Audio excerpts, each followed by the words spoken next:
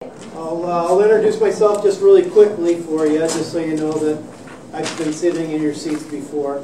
I've managed two hardware stores. They were Costco stores, but two hardware stores. I've been a buyer in two different companies. I was a visual merchandiser for Ace for 10 years. That means I roamed the United States remodeling stores, moving stores, installing new stores.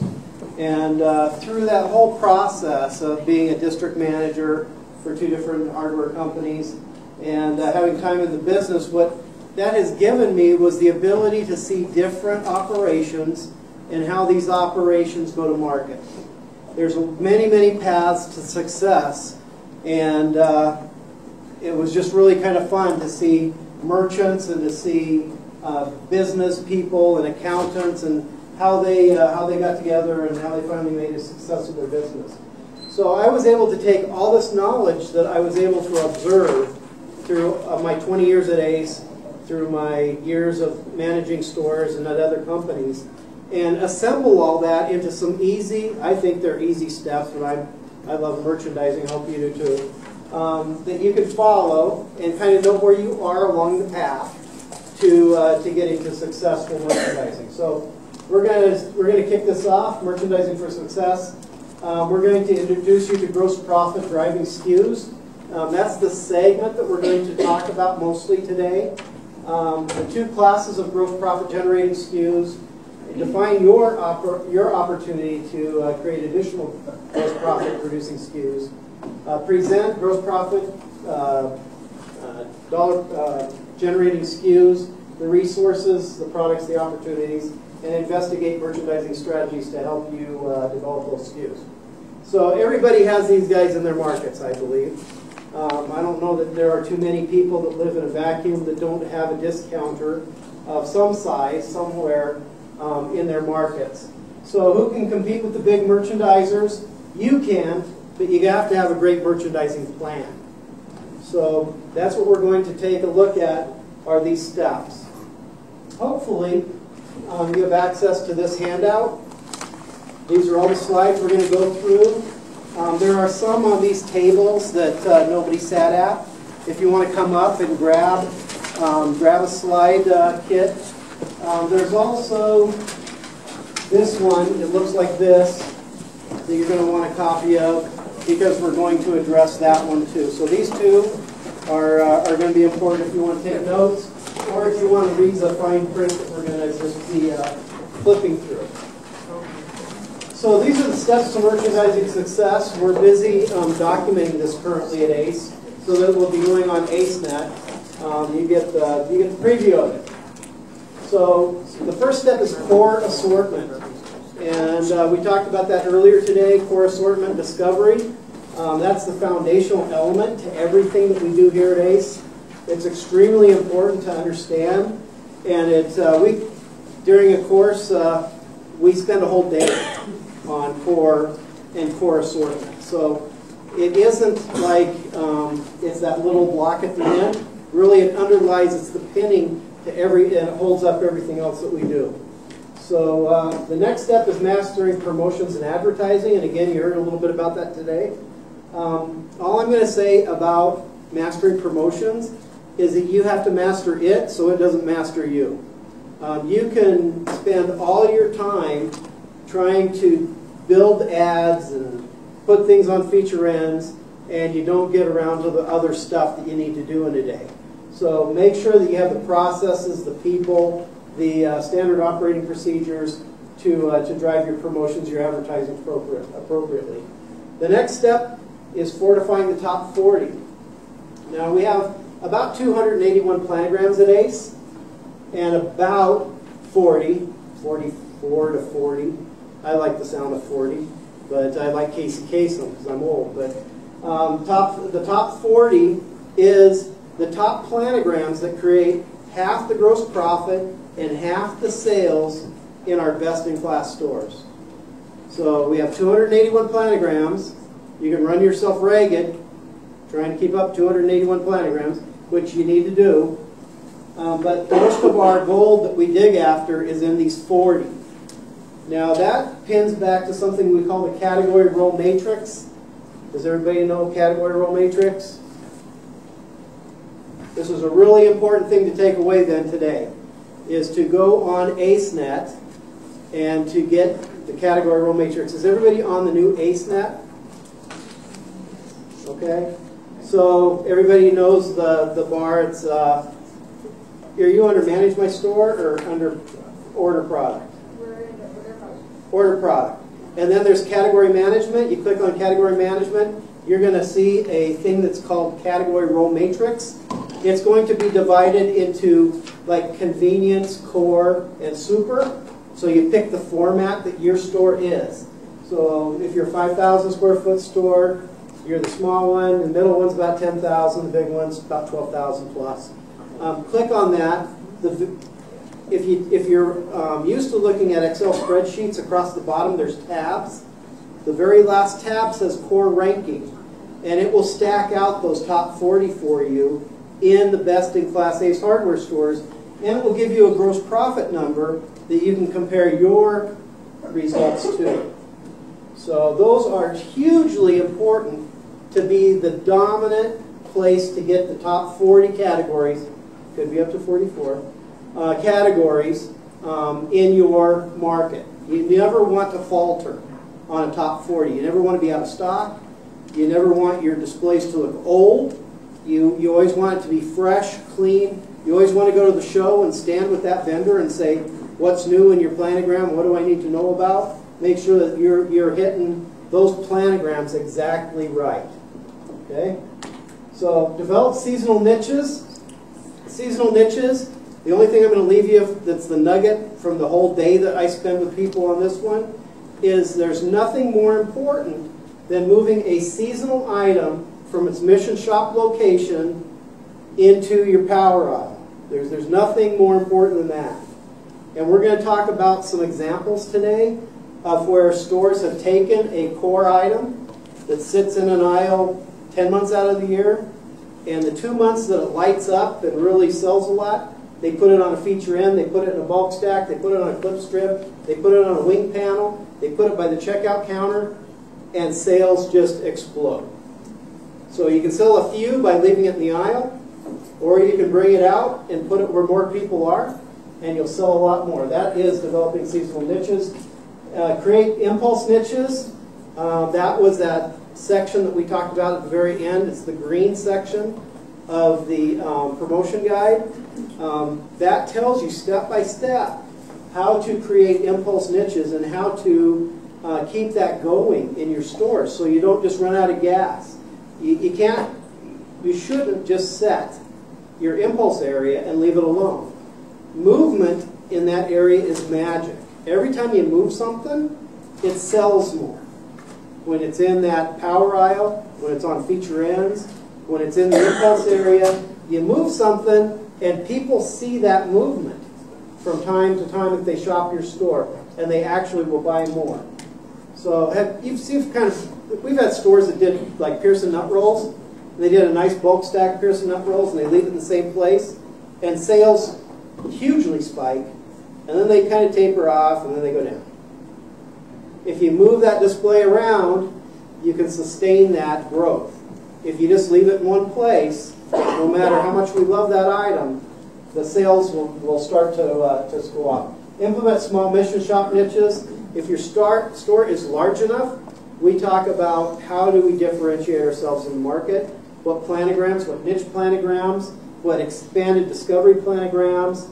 Fill those holes in your store so that you're interesting, you're relevant, and you can have some really cool mission shop locations. Implementing category niches, that is the huge stuff. I want to do a greenhouse. I want to have steel power equipment.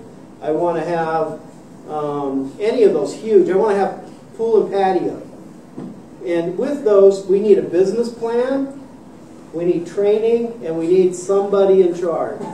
Because somebody has to drive the sales day in and day out. Those are huge investments, and we need somebody to watch over those stores. And then finally, today, with the 8th step, to the one we're going to cover really, really quickly, and that's expand your collection of gross profit generating SKUs. And this is probably the biggest secret. It took me all these years, all this time, to figure this one out, and I'm going to give it to you for free today, and this is amazing. This stuff is just, you can't make this stuff up. It is incredible. So I'm super excited to share it with you. So sprinkled throughout your store are a few, and I mean a few, high gross profit generating SKUs.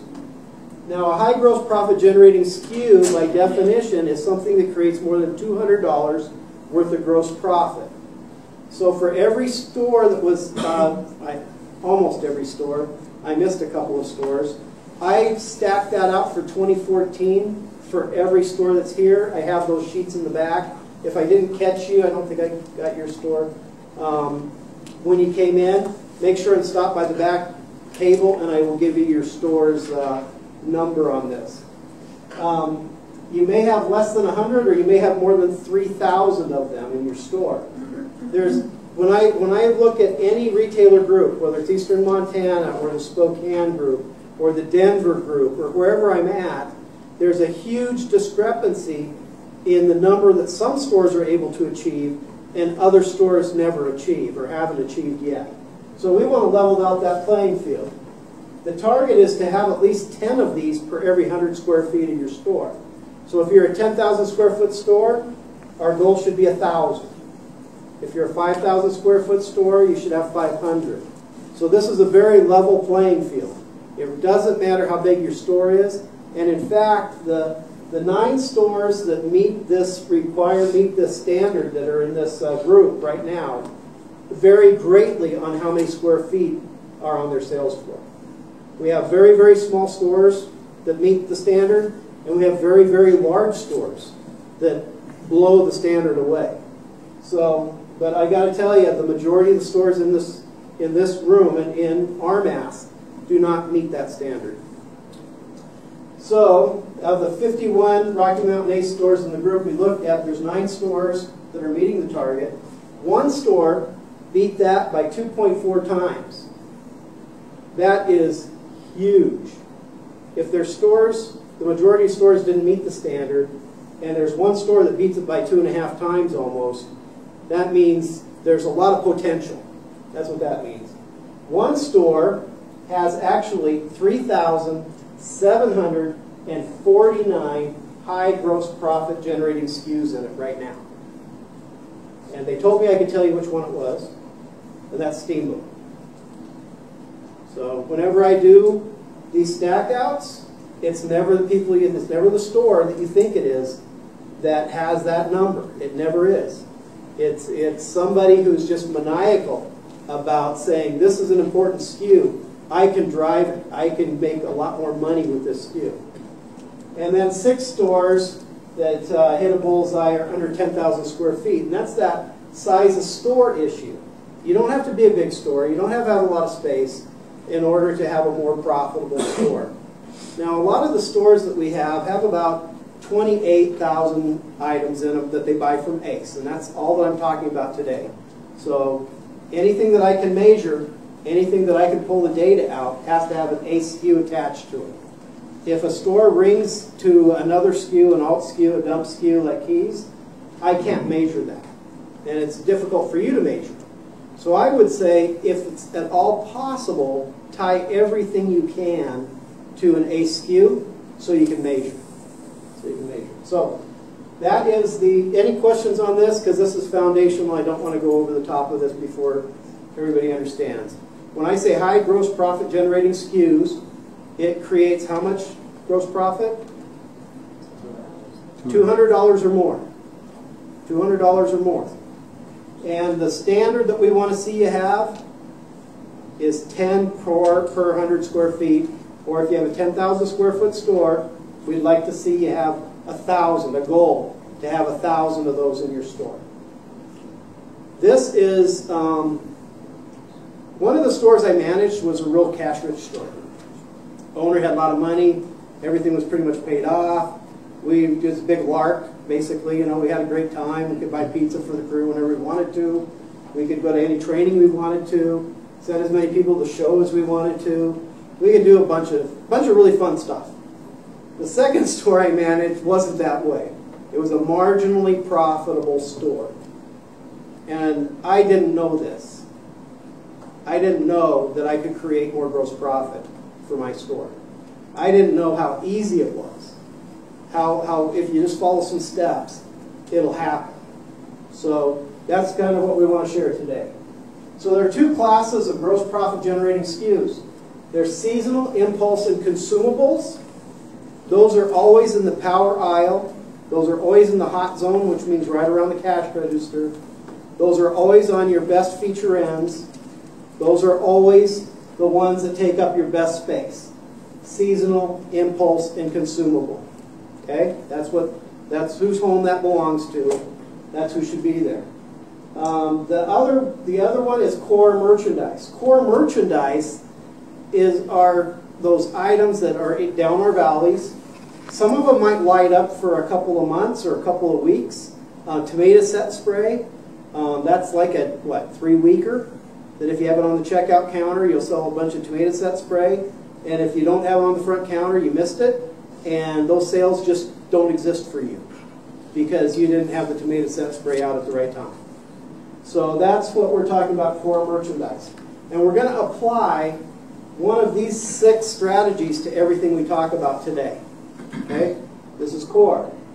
Increase minimum order points. Dominant displays, appropriate placement in POP. And to me that means, remember when we were talking about creating seasonal niches? I said the most important thing was to take it out of its mission shop location, move it into the hot zone or the power aisle. That would be dominant display. Also, if it's on a base deck, it means moving it up to the strike zone. If it's in the strike zone, it means maybe moving it to a clip strip. And then if it's you want even more, you can move to a wing pan. Or you can move it to a feature end. That's kind of the progression of how much you're giving, how much opportunity you're giving an item to sell. Because as you move from the base deck to eye level, incrementally more people are going to see it. As you move it to a clip strip, incrementally more people are going to see it than in the strike zone. If you move it to a wing panel that's adjacent to your aisle, to your drive aisle, more people are going to see it. And then finally on a feature end, most people are going to see it. So that's kind of the progression that you want to think about. There was a retailer that I've known for years and years, and what he would say was that when somebody brought him an item and said, "Can I close this out?" he would say, "How many places have you had it?"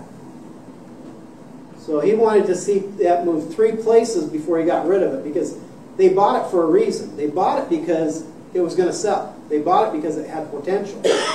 And just because we tossed it on a base deck with just a paper bin tag, that's not giving that item the benefit of the doubt.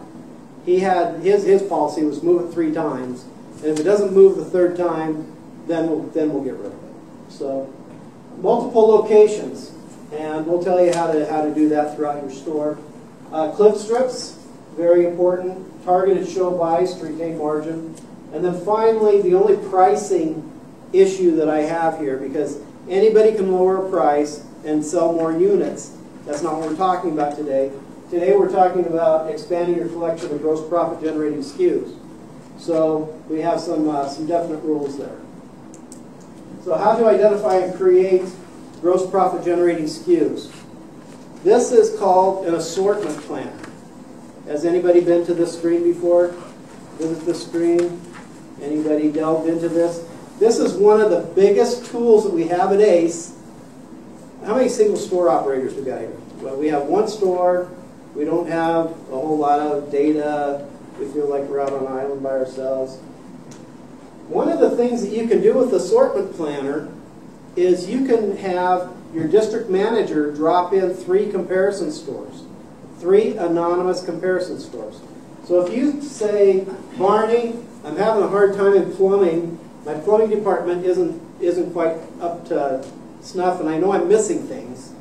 Can you put in my assortment planner, put me in 3 comparison stores of plumbing stores that would make mine look really, really bad. So I want to look at stores that are doing a lot better in plumbing than mine." Then Barney will go in and he will shoot in. I know these are all out of focus. Hopefully on your handout you can see it if you squint really hard. There's 3 comparison stores: Store A, Store B, Store C. We never tell you which stores they are. You cannot request a store. But we will give you our best idea who can help you the most in those assortments. So now you have the benefits of a multi-store operation, or if you're a multi-store, it gives you the opportunity to look outside your operation and see what else other people are doing in a category, or for your whole store. So this is one of the most exciting things that you can possibly glean information from and find those gross profit generating SKUs. Now, how do you know they're gross profit generating SKUs? Well, and again, I apologize. We tried to get this thing to focus better, and it just isn't being cooperative. So we're going to run through this a little bit. If you got questions, yell. I'll tell you what the number is. But this is all sorted out from the Target store. I eliminated all of their sales, all their one-year sales. So only thing that was left on the assortment planner were products that they had never purchased before. Products they never purchased before. So store A sold 338 of the ACE composted manure, 1 cubic foot. The next store 575, the next one 495. The territory average, which is this column. So in Barney's territory, or in Paul's territory, they sold 303, and 46% of the stores carried that item. Now, all of a sudden, I can make a decision, can't I? I can say, why don't I stock that? Well, I stock a similar one. Well, let's move on to the next SKU. Okay? The one that I left on here is the propane fuel, 16.4 ounce, and the store sold 97 of them. 97. So if you trace across, that's not too bad. You come kind of comparable to store A at 101. Store B sells 285. Store C sells 147. Store 3 sells 276. You get to the territory average is 228. So he's doing less than half the territory average. Can you tell me where that propane, that, you know, the 2-pack, green pack that I'm talking about? Everybody visualize that in their mind? Where is that sitting in this store that sells 97? Bottom shelf. It's sitting in an aisle. It could be on a bottom shelf. It's in a destination. It probably has one facing and a paper bin tag in front of it. So now, because of an assortment planner, we can take a look and we can say, that is underperforming compared to everybody else. I should be selling another 100 of those. So we make the display more dominant, right? That's one of the strategies. If it's on a base deck, move it up to strike zone. If it's in the strike zone, move it on to a side loader. If it's on a side loader, move it to a feature end. This is a seasonal SKU. So there are times when it's cold that this will go really well on a feature end. There's time when it's camping and hunting season that when you move it out, you'll move more units. But this is a great flag to say, that's an underperforming SKU for me. And then the last thing that I like to use a assortment planner for is to strengthen my top 40 or 44 categories. So as you go back and your assignment, hopefully you'll get right on AceNet. You'll find the category row matrix. You'll download it. You'll open it up. You'll find out what those categories are for you. And then you'll go stand in front of those displays one at a time and say, am I market dominant? This is another way to grab those categories and go in and make sure that you have all the SKUs, make sure you have regional SKUs, make sure you have things that other people have discovered that sell as well. This is a great, great tool. So here's an underperforming SKU. This is an example of something that nobody knows about relatively. The sample, I think, is about 1,300 stores of the numbers that I'm going to give you. So of the 1,300 stores, only 404 stores even know this exists. It's a hobo spider trap. In the Northwest, if you have hobo spiders, and I think this is an area that has hobo spiders, you're a lot like me, 404 stores out of 1,300 stock it. So the majority of stores, vast majority, don't even know this exists unless you get an assortment planner and figure it out. 340 stores made $56 on it. Where is it sitting? Where is this product when you make 56 bucks on it? Down an aisle. It's buried in an assortment someplace. It's probably not called out in any way. 64 stores made an average of $1,000. Of the top 10 stores, of those 404, so 40 stores, made an average of $3,000. And the very top store that has it in multiple locations, Hot Zones, made almost $8,000 on that one SKU. So one SKU makes a huge difference. That's why the number of gross profit generating SKUs that you have in your store makes such a huge, huge difference. Okay? The sales strategy employed by Top Store displayed in the Top Zone and in multiple locations. Had it right by the checkout. He had it hanging by the bug killer on a clip strip, and then he had it in a couple more spots in the store. So let's go on to the second strategy, minimum order points. It's a fact that your computer system will never catch up to your demand. If you have a hot moving item, it just doesn't ramp fast enough, or our stores would explode with inventory. So MOP, minimum order points, is extremely important to keep a tab on. And the place we start with is the minimum order point procedures, and that is on my AceNet. And you look down the Ace Learning Place, and all you have to do is type in minimum order points, and the whole document will pop up that will tell you step by step what you need to do to implement minimum order points. So also in that same area, if you go My AceNet, there's the box. It will also say ADW reporting. ADW reporting will give you this screen right here. Hopefully, I got some people that have seen that screen before. This is vastly underutilized. Right here, if you click on this, it's called the minimum order point implementation cost.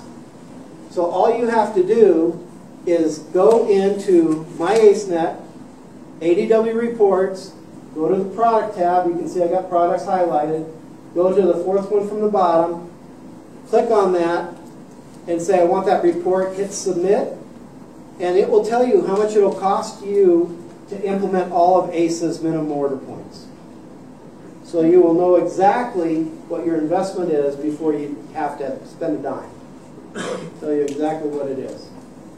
There's another thing that's on here that is called top SKUs by units, by dollars, and by gross profit. And what that will do is give you the enterprise data, and you can order it down by month. So if you want to make sure that you don't miss something in February, which this one's February that I pulled down, and you can tell it to give you the top 100, the top 10, the top 1,000, and it will tell you what the top SKUs are to keep your eye on to make sure that your bin's not going empty. Because with gross profit generating SKUs, you can't run out of gas. You have to have enough product on the shelf to get you through that sales period. You got to know what they are. The MOPs have to be correct so you have enough stock to sell. Otherwise, we have a real short burn time. So you figure something out, you put it on a feature end, you put a sign on it, it lasts 2 days, and you're thinking, wow, that was really cool. Well, it wasn't really cool because we ran out of gas. It could have went for a week. It could have went for 7 days. It could have went for who knows how long, but we ran out of product and then we had to shift gears and go to something else. So very important for minimum order points. So here's our example for minimum order points. I'm standing here with most of them, sorry. 41145 is just a basic hose clamp. Everybody has this in it. Well, not everybody, evidently. 3,016 stores. 1,967 made an average of $97 off that SKU. 1,049 made an average of $409 on that SKU. The top 300 stores made $1,800 on that SKU. And then one store made $2,200 on that SKU. Now, I happen to know I have a buddy, their town's been in the news lately, it's Pasco, Washington. Pasco's really a nicer place than what's on the news lately.